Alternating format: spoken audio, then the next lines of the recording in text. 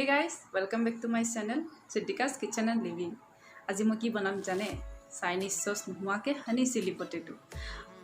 আৰু মোৰ এই ৰেচিপিটো যদি ভাল পায় প্লিজ লাইক আৰু শেয়াৰ কৰিবলৈ নাপাহৰিব আৰু কোনোবা যদি মোৰ চেনেলত নতুন আহিছে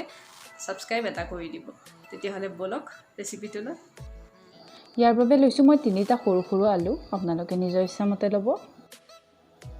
আৰু এই আলুখিনি মই সৰু সৰুকে এটু সাইজত কাটিছো মই দেখুৱাৰ দৰে কাৰণ বেছি মিহিও হ'ব নালাগে বেছি মোটাও হ'ব নালাগে 2 চামুচ কৰ্ন ফ্লোৰ আপোনালোকে পিঠাগুৰি ললেও হ'ব মানে চাউলৰ গুৰি আৰু আপোনালোকে ময়দা ললেও হ'ব মই ইয়াতে কৰ্ন ফ্লোৰ লৈছো আৰু অকমান নিমখ দি মই খানি লৈছো ইয়াতে পানী দিব নালাগে কাৰণ অলৰেডি পানী আছিল আলুখিনি এতিয়া গৰম তেলত মই আলুখিনি অলপ অলপ ভাজি লম খিনি একদম লো হিটত ভাজিব লাগিব তাৰ আগতে আমি সসখিনি ৰেডি কৰো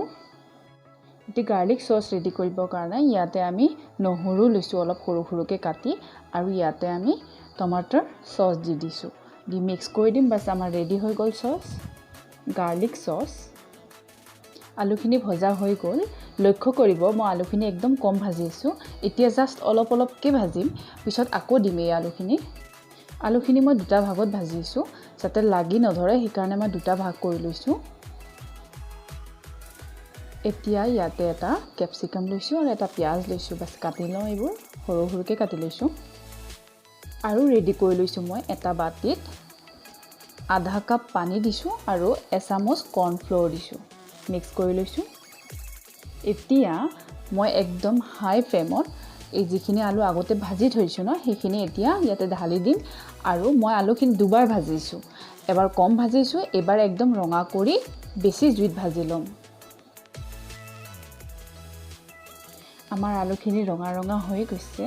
ভাজা হৈ গৈছে আৰু অকনমান ভাজি উঠাই লম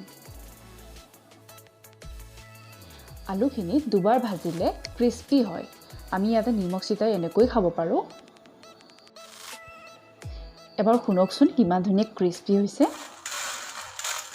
শুনিলে এই কাৰণে দুবাৰ ভাজিব লাগে তেতিয়া হলেহে হ'ব এবাৰ ভাজিলে নহয় এতিয়া আমি মেইন কামলৈ আহো ইয়াতে মই কেৰাহীত অলপ তেল গৰম কৰি লৈছো আৰু ইয়াতে যিটো কাটিছিলো ক্যাপসিকাম আৰু পিয়াজখিনি ঢালি দিছো অলপমান ফ্ৰাই কৰি লম আৰু ইয়াতে দিম বগা তিল আপোনালোকে যি তিল থাকে হেতুৱে দিব পাৰে এতিয়া ইয়াতে যিটো আমি গাৰ্লিক সস বনাইছিলো সেইখিনি ইয়াতে ঢালি দিম আৰু পিয়াজখিনি আৰু ক্যাপসিকামখিনি 5 মিনিট সময় অলপ ভাজিম যাতে পিয়াজখিনি কোমল হয়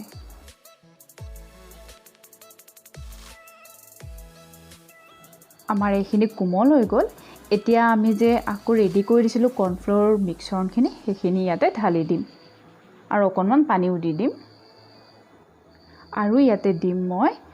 1 চামুচ ৰেড চিলি পাউডাৰ আৰু ব্ল্যাক পেপাৰ জালুকৰ গুৰি আৰু মই অকনমান নিমখ দিছো কাৰণ নিমখ প্ৰথমেও দিছিলো আলু ভাজাৰ সময়ত এতিয়া জাস্ট অকনমান দিছো সোৱাদ অনুসৰি ইয়াতে এতিয়া মেইন বস্তুটো দিয়াই নাই হেতু হল হানি মৌ কিন্তু মই ইয়াতে আপোনালোক ইয়াতে মৌ দিব মই ইয়াতে মৌ দিয়া নাই মই অকনমান চেনি দিছো এটো মোৰ কামে কৰে বাস আমাৰ ৰেডি হৈ গল হানি পটেটো চিলি কিমান সহজ আমি এতিয়া হোটেললৈ যাব দৰকাৰ নাই ঘৰতে বনাই খাব আৰু মোৰ ভিডিওটো যদি ভাল লাগিছে প্লিজ সাবস্ক্ৰাইব কৰি দিব